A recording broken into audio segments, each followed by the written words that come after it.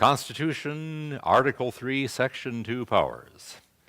And I'm sure all of you saw that. Oh, Article 3, Section 2, that fascinates me. and yet you came. Appreciate that.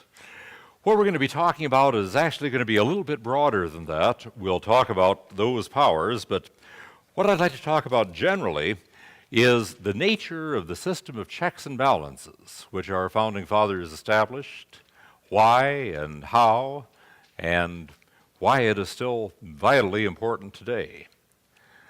And I might just begin by saying that states' rights are a vital check on federal power.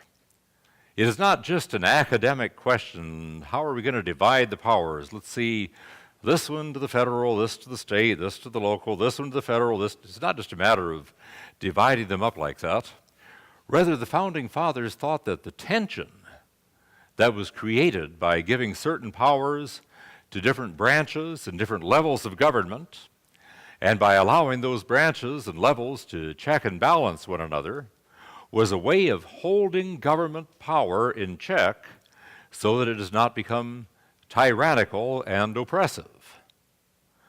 They understood human nature, that man is essentially sinful and separated from God. As such, he is corruptible, he is ambitious, and when he gains power, unless he is restrained, he is likely to abuse it. And consequently, they set up a system that was designed to ensure that no one branch and no one level of government ever gained too much power. Now, the way they did that is what I would call the Founding Fathers' five-fold formula for freedom. But before we get to that, let's understand the concept of federalism itself. When we think of the term federal today, usually that term is referred to the federal government in Washington, D.C., or maybe one of its branch offices like the federal courthouse here in town. But that which is federal refers to the national government. That wasn't the way the term was originally used. Originally, the concept of federalism meant that there were certain powers that were exercised at the national level, and other powers that were exercised at the state or local level. And the idea that it was all federal was utterly foreign to their way of thinking. Now, in that sense, you could probably say that everybody in America back in 1776 to 1789 was a federalist. They believed that power was to be divided between the national and the state governments. Now, they wouldn't necessarily agree as to how it should be divided. Some, like Alexander Hamilton, wanted a stronger central government. Others, like Patrick Henry, wanted a much weaker federal government and more power reserved to the states and the local governments. But the idea of federalism itself was an idea that everybody in the country by this time shared. Now, it took a little time to develop that idea because the colonists didn't really think of themselves until probably the 1760s at least as being America. As they thought of themselves, we're not Americans, we're Virginians or Georgians or Massachusetts people or New Yorkers, but we really have nothing in common with those people down there in Georgia, and they have nothing in common with those people in North Carolina. In fact, if you lived in Virginia in the early 1700s, you would have probably thought of yourself as a Virginian first, and then an Englishman second. In other words, you would have thought you had more connections with England than you did with these other colonies to the north and the south. And the Crown didn't discourage that at all. In fact, the Crown usually wanted all trade to be going through England and not just directly among the colonies themselves, but they couldn't enforce that totally. Gradually, the colonies began to work together through the Continental Congress. But they didn't surrender any of their sovereignty to that Continental Congress. It was referred to as a League of Friendship. by which they would work together. That sounded worse over the mic than it did otherwise, but that they would work together for common purposes, but each state was considered sovereign.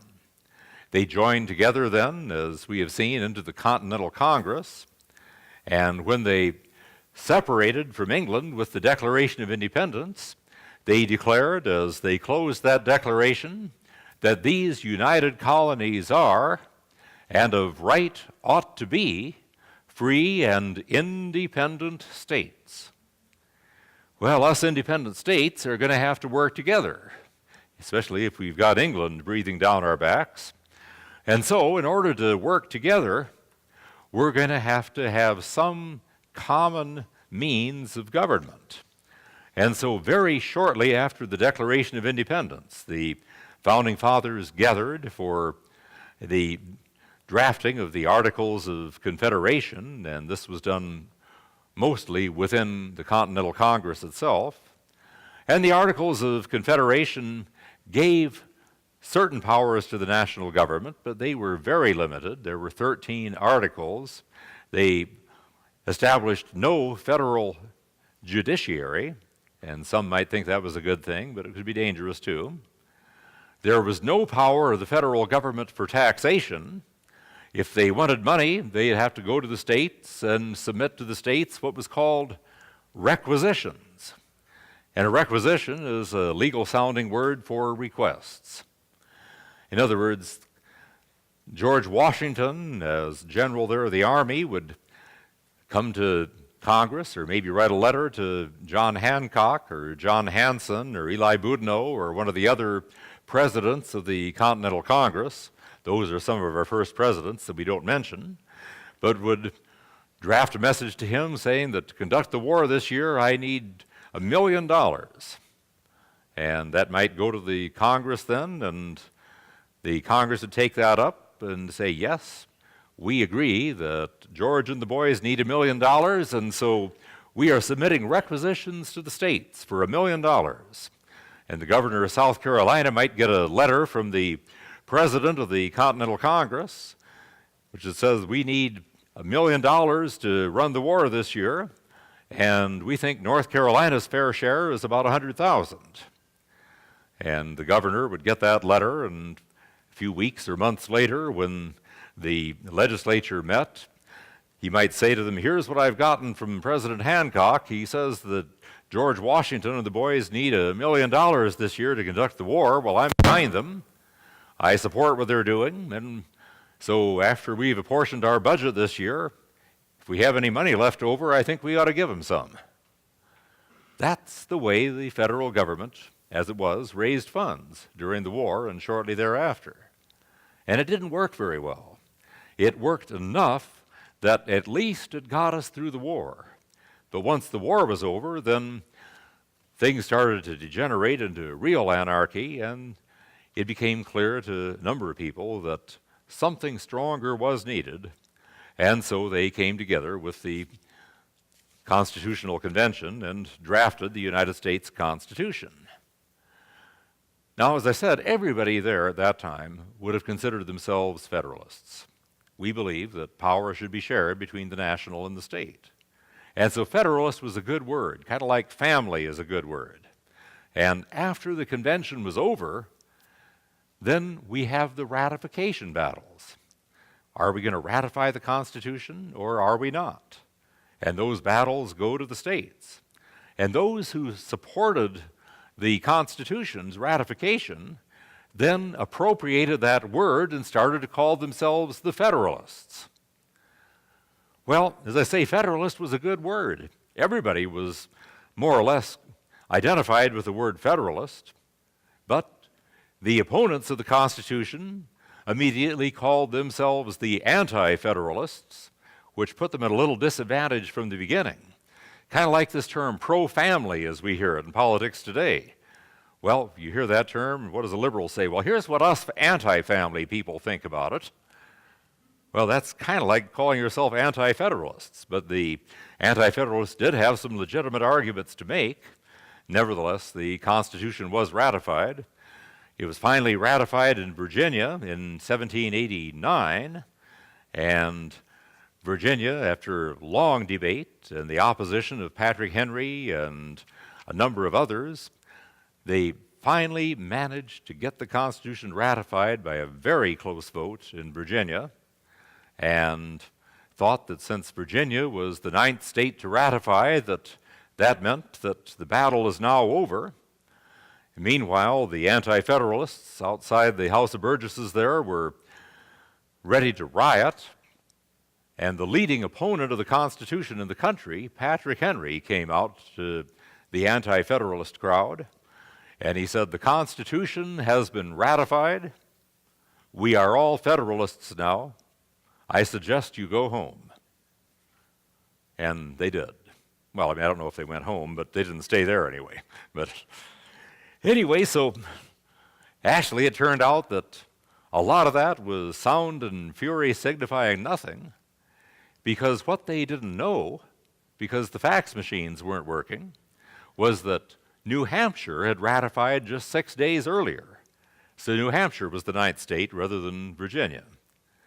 But anyway, now the term Federalist changes its meaning again. And in the 1790s, Federalist now means a person who wants to interpret the Constitution to give the federal government broad powers, whereas those who don't want to give the federal government broad powers, who want to restrict that power and want to have the states exercise most government power, they were called various things. The formal name for their political party was the Democratic Republican Party. They sometimes were called the Democrats and sometimes the Republicans. Probably the clearest term to use for them is the Jeffersonians, and they are the ancestor lineally of the modern Democratic Party, but not the ancestor at all in terms of ideology, I don't think. Anyway, so now we have this issue of how much power do we give to the national government versus how much power do we reserve to the states. And the 10th Amendment established quite clearly that unless the federal government is delegated a certain power, it doesn't have that power. As the 10th Amendment says, the power is not delegated to the United States, that is, to the federal government, by this Constitution, nor prohibited by it to the states, are reserved respectively to the states themselves or to the people. And so throughout Washington's administration, we have Jefferson serving as Secretary of State and Hamilton serving as Secretary of the Treasury, and they are men who respect one another but have very opposite views as to what direction this country should take. Hamilton wants a national bank and wants a vigorous federal government. By standards of the time, he would be just as shocked as we are at what's going on today. Jefferson opposed a national bank and wanted to limit national power. Well, in 1800, we have a major election, and John Adams is the president, but the man who is really the driving force behind the Federalist Party doesn't like John Adams, doesn't think John Adams is really a true Federalist. And so, while John Adams is running for re-election as the Federalist candidate, did I do that? The real power in the Federalist Party, Alexander Hamilton, is trying to find another candidate. And he finally settles on Charles Cotesworth Pinckney of South Carolina. Meanwhile, Jefferson is running as the candidate that most of the Democratic Republican Party is backing. And then you have this maverick figure, Aaron Burr, who is running. And Burr's political philosophy, to the extent he had any, hard to say what he believed. He went from being an arch Federalist and Royalist to being a Jeffersonian Democrat and everything in between, and whether his convictions changed or he just was really interested in whatever would advance his own career, nobody really knows for sure. He's a fascinating figure, and I've often wanted to read more about him. I just kind of felt that he probably has his side of the story too that maybe ought to be told. But anyway, so in this election, because of Hamilton's manipulating, John Adams does not get a majority. And so at that time, the result is the election goes to the House of Representatives, where each state casts one vote, and based on how the majority of the congressmen from that state want it cast. And after a long set of balloting between Aaron Burr and Jefferson, where they had originally been tied in the Electoral College, finally Hamilton swings his support to Jefferson, says Jefferson or Burr, the former without a doubt. And while he didn't agree with Jefferson's policies, he respected him. Burr, he said, was unscrupulous and dangerous, and so with this, Jefferson becomes president, and Aaron Burr becomes vice president. Well, all of this is setting the stage now for a major constitutional confrontation. Because as a result of this election of 1800, we find that the Jeffersonian Democrats now control the presidency. They also control both houses of Congress, meaning the only body of the federal government still in Federalist hands is the judiciary. And so in the very last days of John Adams' administration, he comes out with a flurry of appointments to the judiciary, federal judges all over the country. Federalists are being given to these positions, and they're virtually lifetime positions, but they're giving these positions by President Adams. And he also appointed a number of justices of the peace, all of the Federalist Party, for the District of Columbia. Now, one of these was a man by the name of Marbury. In Marbury's view and in Adams's view, he was a dedicated public servant who richly deserved to be a justice of the peace. In the view of the Jeffersonians, he was nothing but a Federalist political hack who had gotten his position only by his support of the Federalist Party and nothing else. Well, the Secretary of State at this time is John Marshall, a Federalist, a distant relative of Jefferson's, but he and Jefferson didn't like each other. And one of the last appointments that Adams made was John Marshall to be Chief Justice of the Supreme Court. So the Secretary of State has control of the District of Columbia. It is his duty to deliver these commissions as Justice of the Peace, and he doesn't do so. Whether it's by oversight or whether this is a purposeful scheme, nobody knows for sure, but Marbury's commission as a Justice of the Peace was never delivered. And so after Jefferson takes office and appoints James Madison Secretary of State, Marbury comes in and said, "Well, congratulations, Mr. Madison. Glad to see you're going to be the Secretary of State, and I wish you the very best. See, I need to talk to you about a little matter here. You see, just before John Adams left, he appointed me a Justice of the Peace, and, well, you know how busy John Marshall was in those last days transitioning from this office to the Supreme Court, and somehow, through some oversight, my commission just didn't get delivered, and I thought I'd save you a postage stamp by stopping by to pick it up. Okay?" And Madison says, "Not okay. I've been instructed by the President not to deliver your commission to you." Marbury said, "Well, I'm entitled to that commission by law." Madison said, "Well, sue me." And so he did. And that's where we get this case that we know as Marbury versus Madison. Probably in most law schools, that is the first constitutional case that you will study. There are earlier ones, but this is significant not only for whether or not Marbury gets his commission, but it's important for far more important reasons than that. See, what Marbury does is he files what is called a writ of mandamus. Now, a mandamus, some of you have had Latin, you know that it means a mandate or a command or a requirement. A writ of mandamus is an order of a court directing a government official to do something that he already has an obligation under law to do.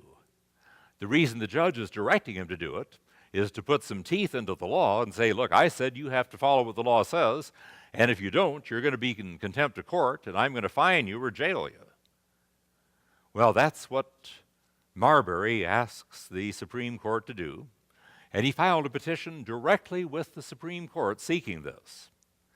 John Marshall, the same guy who didn't deliver the commission, is now Chief Justice of the Supreme Court that is hearing Marbury's case.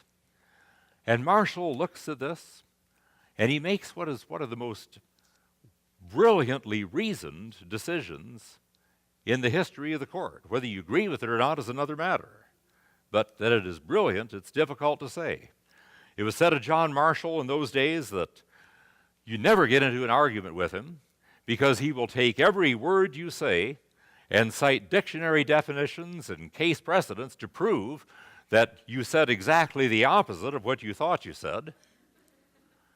It was said of him also that he was a temperate man, but occasionally he enjoyed a glass of wine, and he kept a bottle of wine in the court chambers, but he would allow the justices to indulge only on a rainy day.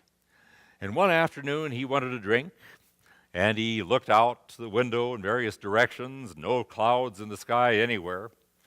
Finally, he asked one of the other justices, how far north does the jurisdiction of this court extend? Well, all the way to the Canadian border. Well, all the way south. How far south? Well, all the way down there to the border of Georgia. This is before Florida comes in, of course. How far east? Well, to the eastern seaboard and a few miles thereon. How far west? Well, now that the Louisiana Purchase, way, way to the end of the Missouri River. Well, somewhere in that vast expanse, it has to be raining. Let's have a drink. That's the kind of reasoning that we have here. Now, if you have a copy of the Constitution, I'm going to suggest you turn to Article 3 of the Constitution. And I'll just simply tell you to begin with that if you're looking for things in the Constitution, you will find that if it's dealing with the Congress, it's probably going to be in Article 1. If it's dealing with the President, it's probably Article 2.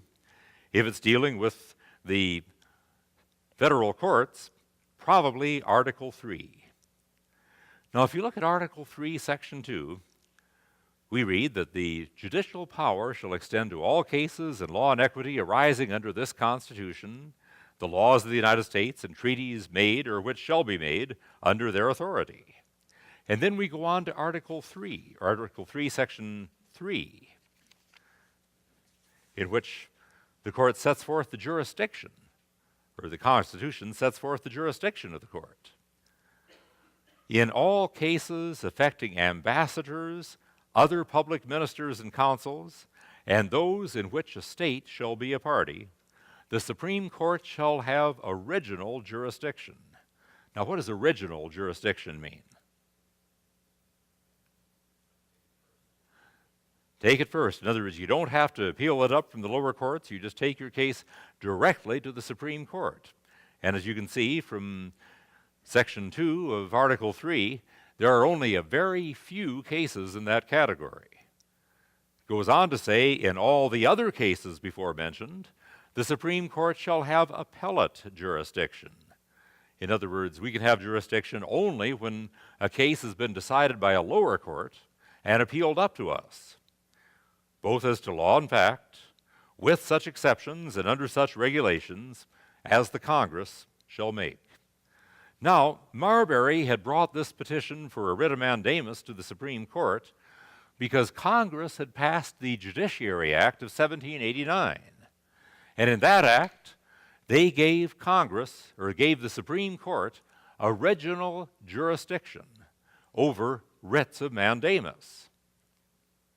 But John Marshall, on behalf of a unanimous Supreme Court, all Federalists, looks that over and he says, look, the Constitution sets forth only a few cases in which we have original jurisdiction, and it says in all other cases we have appellate jurisdiction. The Judiciary Act says that we have original jurisdiction over writs of mandamus, but the Constitution is saying that since writs of mandamus aren't mentioned, they are in the other cases that we have appellate jurisdiction over. So we've got a problem here. Constitution says our jurisdiction here is appellate. The Judiciary Act says it's original. So which is it? Well, the court looked at that and they said, Marbury is richly entitled to his commission, and these Jeffersonian political hacks like Madison are denying this dedicated public servant the commission that he is so justly entitled to.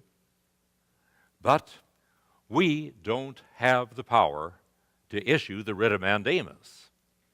Because, you see, even though Congress tried to give us that power, we can't accept it. You see, there's a conflict between the Constitution and the statute. So what happens then? Well, Marshall said, you read in Article 3, Section 1, or Section 2, that we have that we have jurisdiction over cases arising under the Constitution, under the laws and treaties of the United States. So if we have jurisdiction over a case that's arising under the Constitution, we have a duty to say what the Constitution means. We have a duty to interpret it. If we have a case arising under a statute, we have a duty to interpret the statute. If we have a case that arises under both the Constitution and a statute, we have the duty to interpret both. Well, then if we interpret them as being inconsistent with each other, then what happens? Well, they can't both stand. One must stand and the other must fall.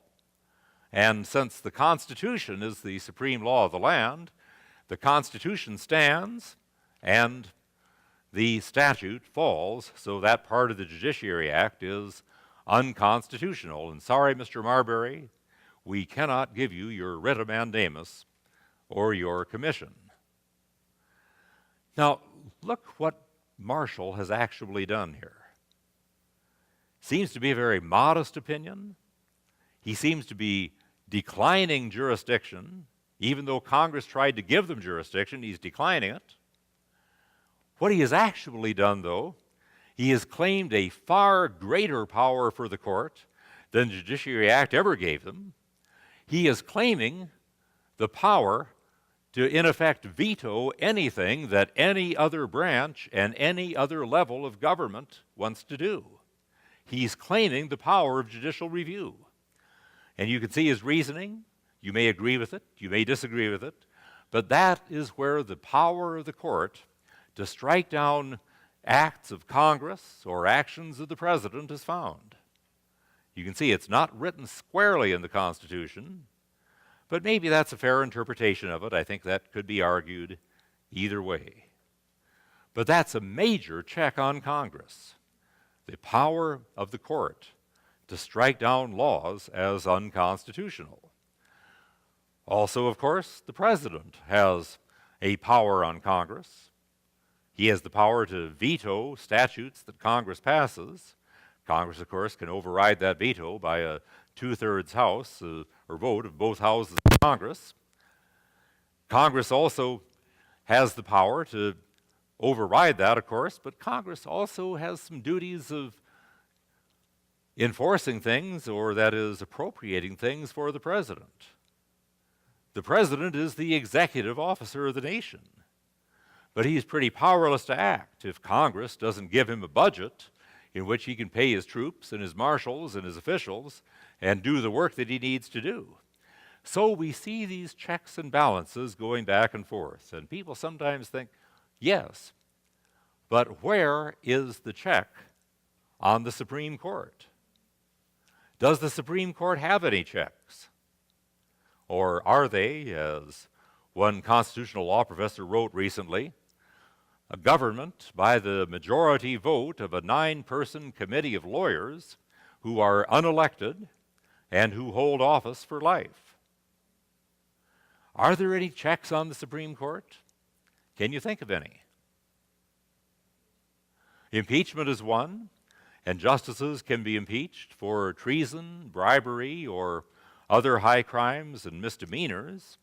And there's another ground that is used for impeachment of judges as well, and that is a lack of good behavior. You'll notice in Article 3 it says that the judges shall hold office during good behavior. Doesn't say for life, although for all practical purposes it has meant that. There have been only a handful of impeachments, but a judge can be impeached for bad behavior. Any other restrictions or checks and balances on the court? Yes, sir. Congress determines, or at least Congress can limit, their appellate jurisdiction. I'll talk about that one in just a moment, and that's probably the main thing I'm going to focus on here for a little while yet. But consider this, that the Congress has to appropriate a budget for the court, and that's a check. You can imagine if the Supreme Court building needs central air for air conditioning and send that bill to Congress, and Congress looks at this and says, see now, is this the same Supreme Court that just issued that idiot ruling last week? Tabled until next session. You can sweat all summer for all we care. Andrew Jackson, when Congress, or when the Supreme Court issued an order that he didn't like once, is reported to have said, John Marshall has issued his order, now John Marshall can enforce it. In other words, I'm not going to. So the court is dependent upon the president to enforce orders, on the Congress to approve its budget. Congress also, if they don't like what the Supreme Court has done, they can change a statute. If they think Congress has misinterpreted the law, they can amend the law, and then the amendment will be interpreted by the same court that misinterpreted it the first time, but maybe you'll get it right. Of course, they can also amend the Constitution, but this is one power this gentleman has just mentioned that we need to notice here. Congress has the power to limit the appellate jurisdiction of the Supreme Court. Noticing the language again, that in all other areas the court shall have appellate jurisdiction, subject both to law as fact, with such exceptions, and under such regulations as the Congress shall make. Now, I've heard people say that when you try to limit the court's appellate jurisdiction, you are interfering with the separation of powers. And I would argue, no, you are not.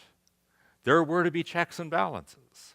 This is one of the checks that the Founding Fathers placed in the Constitution on the court.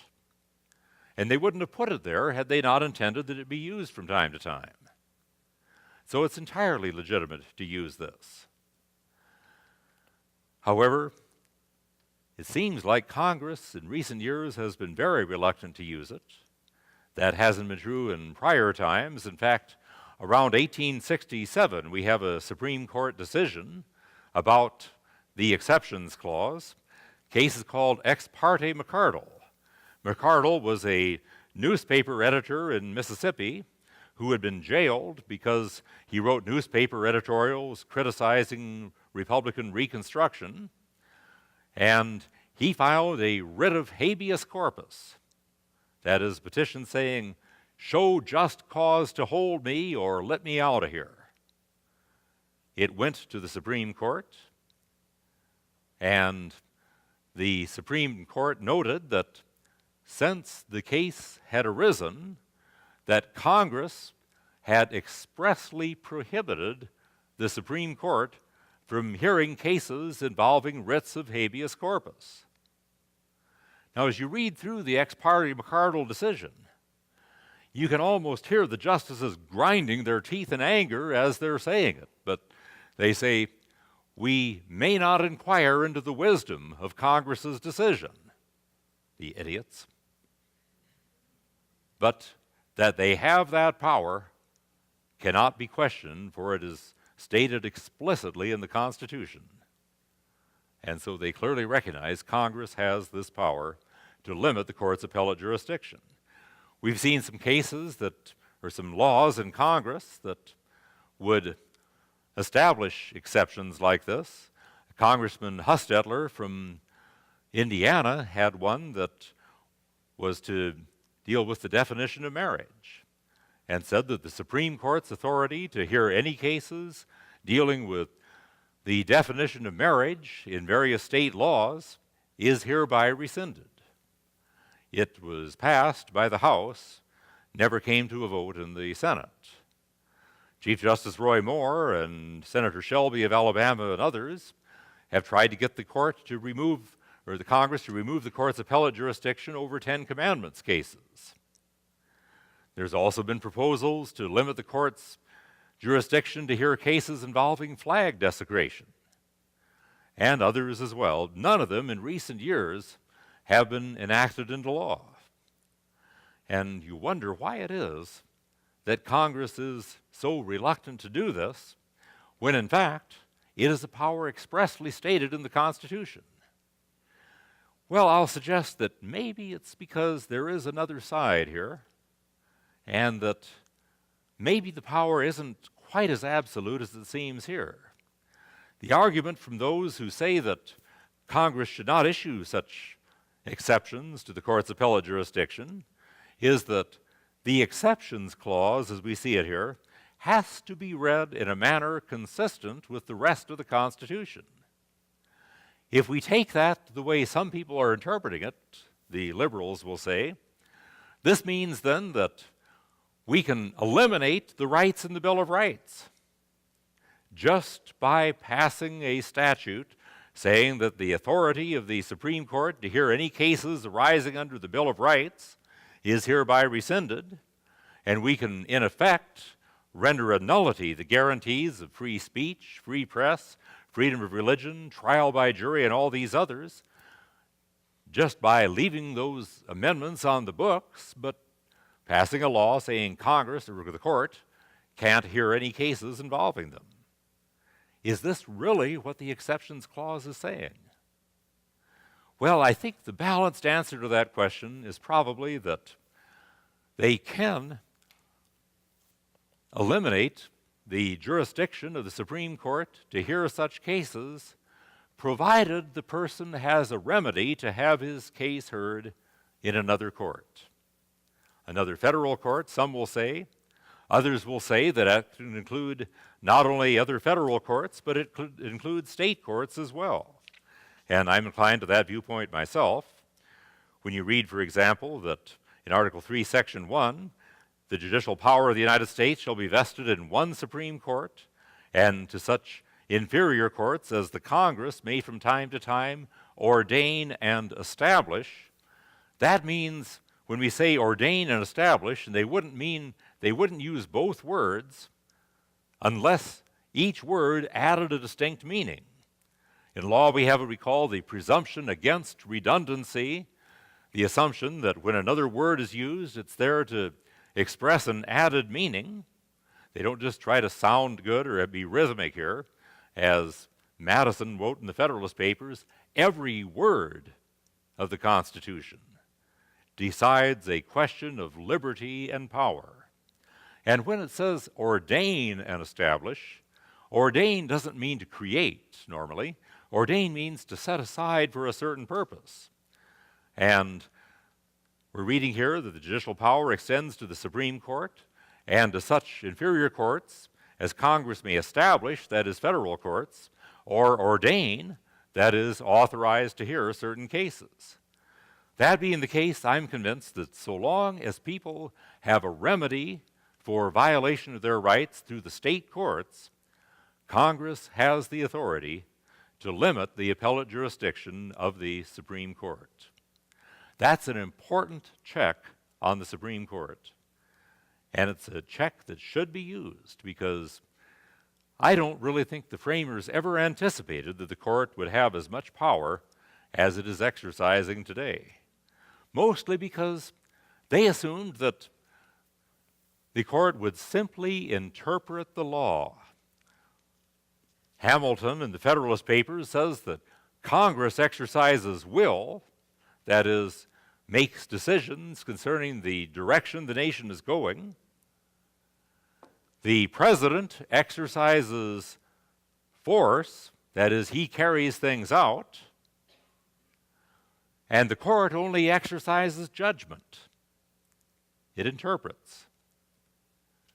And the Supreme Court, therefore, he said, is the least dangerous branch of government. He never anticipated, I don't think, that the day would come when the court would be interpreting things not according to the plain meaning of the words of the Constitution and the intent of the framers, but by this living Constitution standard by which the meaning of the words in the Constitution change whenever some judge wants them to change. And I describe this as a not living Constitution, but a silly putty Constitution that can be molded to mean anything any judge wants it to mean, and is therefore no protection of any kind for anybody. And we need not a living Constitution or a silly putty Constitution. We need an enduring Constitution, one that will stand the test of time. But because we've gone over to that living Constitution approach, judges are now free to make the words of the Constitution mean whatever they want them to mean, and that means their power has become nearly absolute. And that being the case, I think that the framers would insist that the power to check the court be exercised even more than it has in the past. It's time to use it more, not less. There were many critics of the concept of judicial review. Thomas Jefferson was extremely critical of it.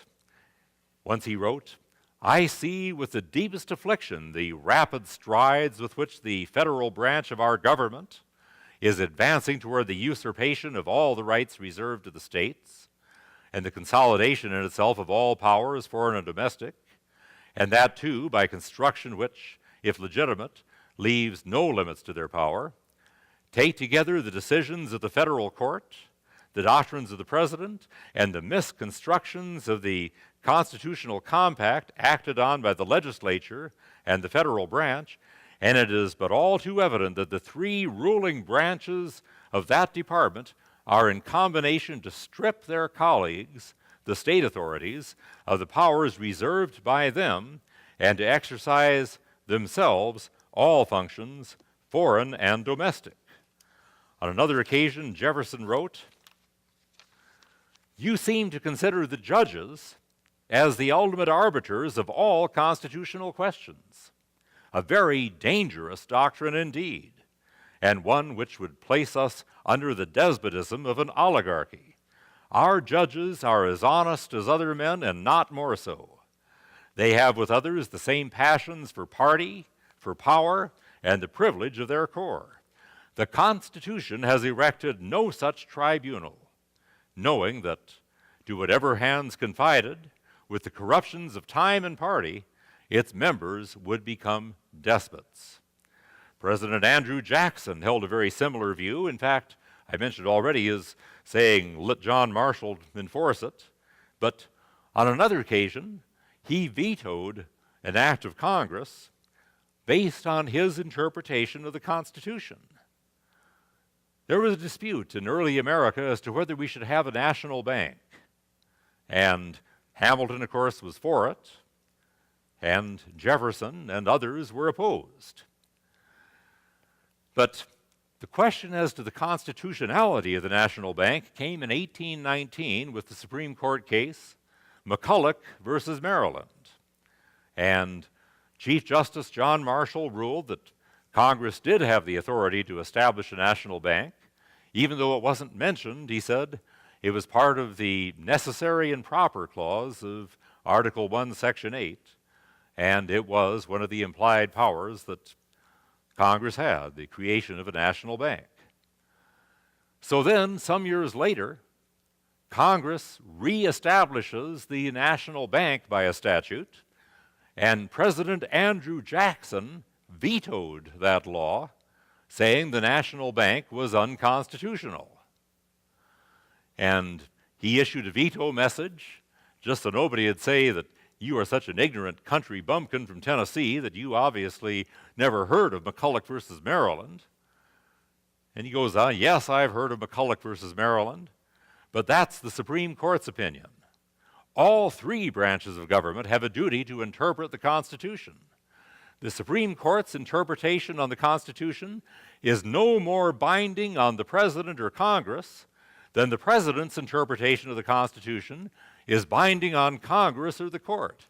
I took an oath, he said, to support and defend not the court, but the Constitution of the United States, and I have to defend it as I interpret it. And views like that are a minority, but there have been many that have held that view since.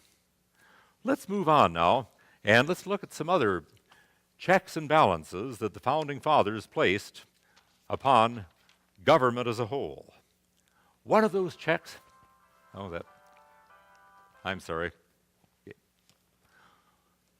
one of those checks is the two institutions of church and state. I use that term separation of church and state in the proper sense, that they are two institutions. Separation of church and state never was intended to mean that we separate the state from God, or we separate law from biblical values, or we separate believers from the political process, but they are separate entities, separate institutions. And this itself is a limit on government power. Imagine what the power of government would be if it controlled not only the state, but if it controlled the church as well. Another check on federal power and government power in general is the family. Family is the basic unit of society. Some will talk about these basic spheres of sovereignty being the church, the state, and the family. I see it just a little bit differently. I see that you have these two spheres, the church and the state, but that the central unit is the family, and that individuals relate to both the church and the state through the family. The fact that we have families is itself a check on government power. One of the cases you heard them talking about last night was Pierce versus Society of Sisters. Remember, they're rattling off case citations to each other to get ready for the moot court argument. Pierce versus Society of Sisters, an attempt by the state of Oregon to force all children to attend a public school. And the Supreme Court ruled that was unconstitutional. The court said the child is not the mere creature of the state. Those who nurture him and direct his destiny have the right, coupled with the high duty, to recognize and prepare him for additional obligations. The family is a unit of power and is a basis for checking the power of government. Freedom of expression is still another. And freedom of expression, speech and press both, is going to mean from time to time we don't agree with, that we don't like, things that make us mad. But the alternative of the government controlling all means of exchange of information is a sure road to despotism. Potter Stewart, a Supreme Court justice back in the 1950s, 60s, and 70s, wrote in a law review article once, "For centuries before our revolution, the press in England had been licensed, censored, and bedeviled by prosecutions for sedition and libel. The British Crown knew that a free press was not just a neutral vehicle for the balanced discussion of diverse ideas. Instead, the press was organized, expert scrutiny of government. The press was a conspiracy of the intellectuals with the courage of numbers. This formidable check on official power was what the British Crown had feared and what the American founders decided to risk." Whenever you get mad at newspaper editorials and idiot commentators on the media, just remember, the existence of such people is a check on government power. Still another is private property. You can't have organized protest without private property. At least you can't have it very effectively. In order to conduct a protest or a campaign, you have to be able to raise money, publish literature, purchase airtime, travel, and the like. Private property is a means by which we ensure that people can protest government and check what government is doing. The fact that besides all the power and money that the federal government has, there are multi-billion-dollar businesses out there that might be willing to commit their resources in opposition to what the government is doing. That is the check on government power. The free enterprise system is still another.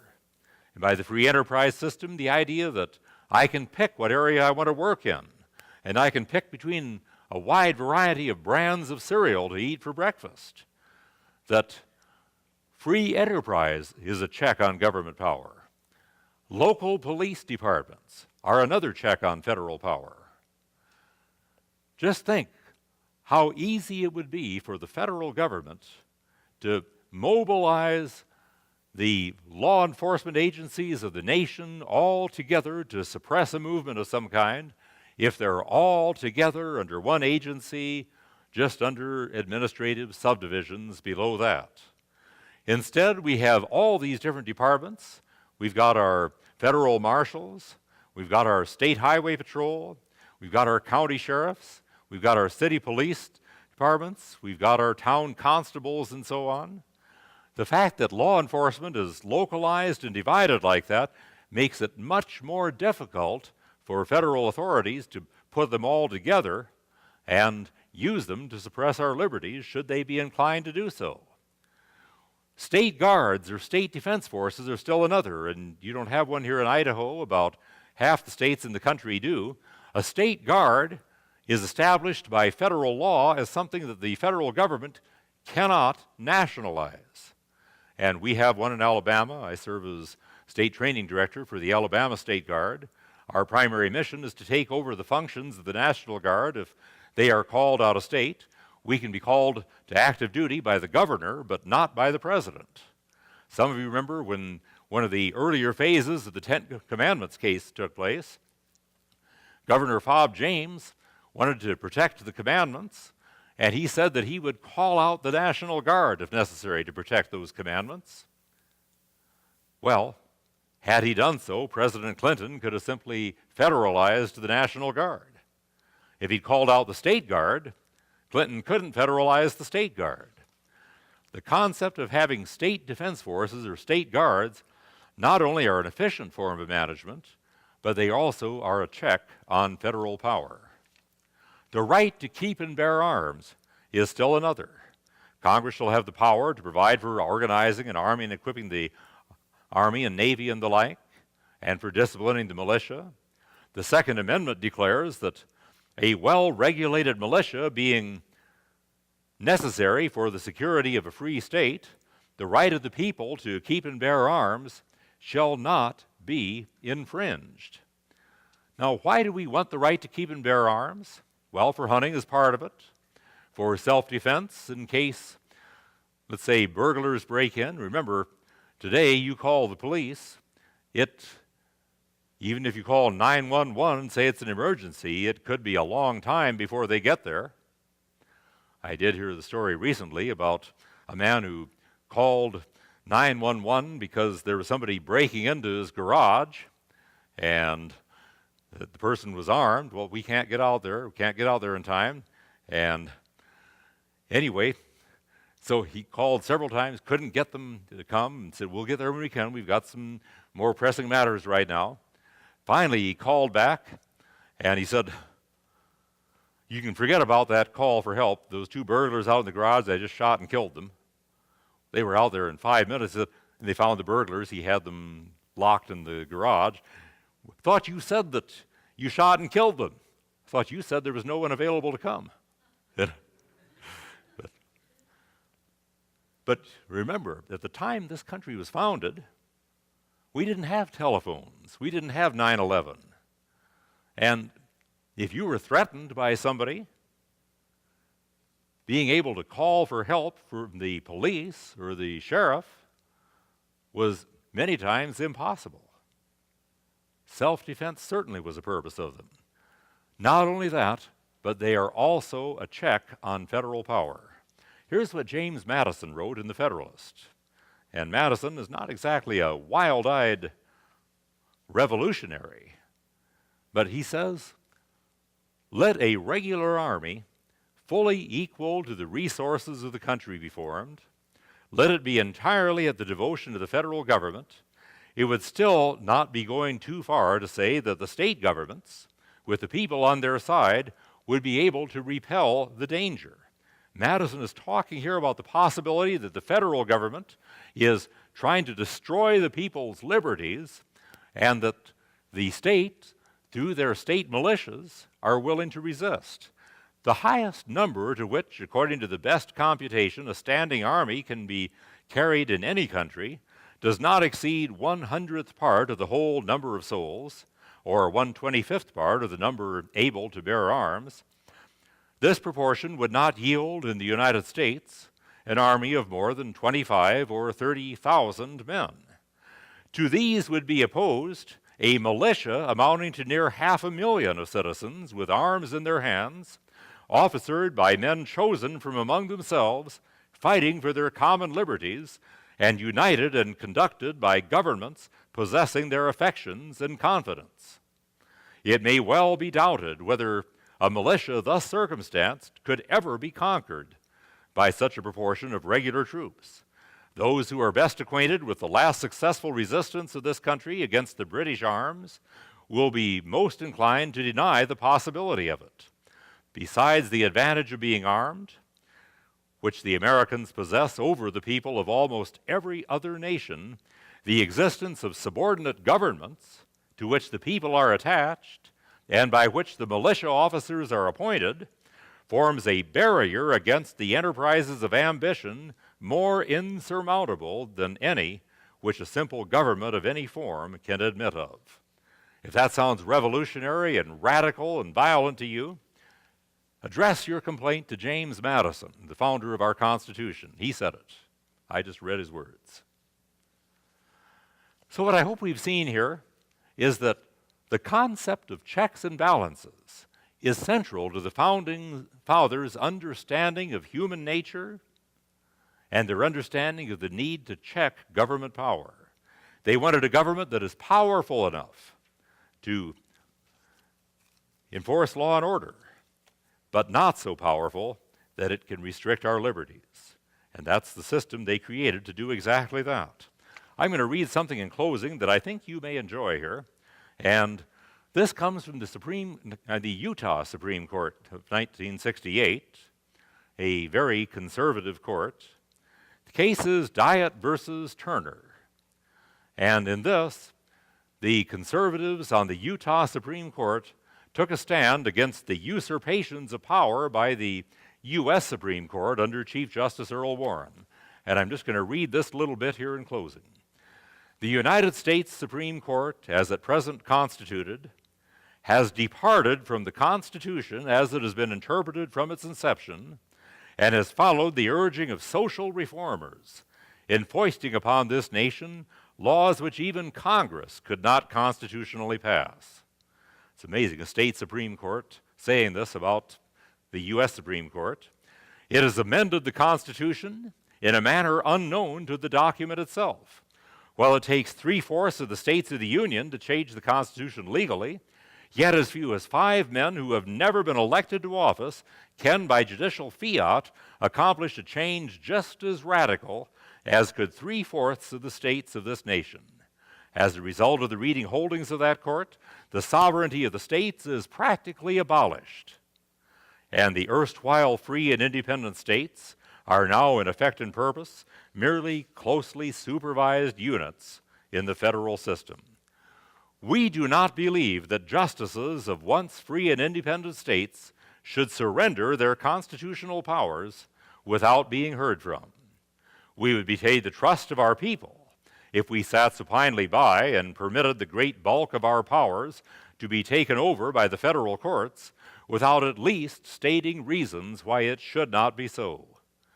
By attempting to save the dual relationship which has heretofore existed between state and federal authority, and which is clearly set out in the Constitution, we think we act in the best interests of our country.